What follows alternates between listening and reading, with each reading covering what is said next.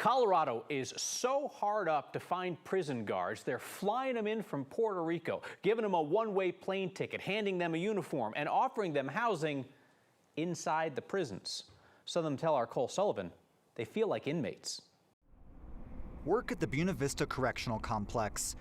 Yeah, prison guard. Meant possibility for Sean Fernandez. Wanted to do it to make a change in my life and help my family out. In desperate need of workers, the Department of Corrections recruited him and dozens of others from home in Puerto Rico to guard inmates in Colorado. Life here, he says, was not as advertised. And that's my room. That's pretty much how I'm living right now.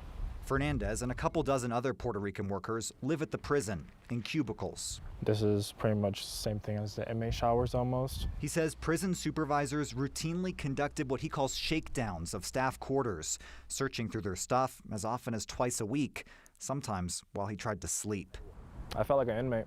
And felt worse, he says, when coworkers and supervisors discriminated against the Puerto Rican workers on the job. And they're just saying, hey, you're not supposed to speak in Spanish, this is America, but that's really discriminating. It's kind of disrespectful towards us. Fernandez says he and other workers can't afford to live anywhere else, even with the DOC housing stipend. There's times where, I have to help my family out financially.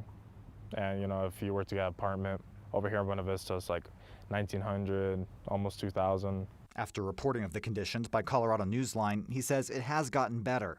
The bathrooms now have stall doors, for example. But life in Colorado isn't the possibility he imagined.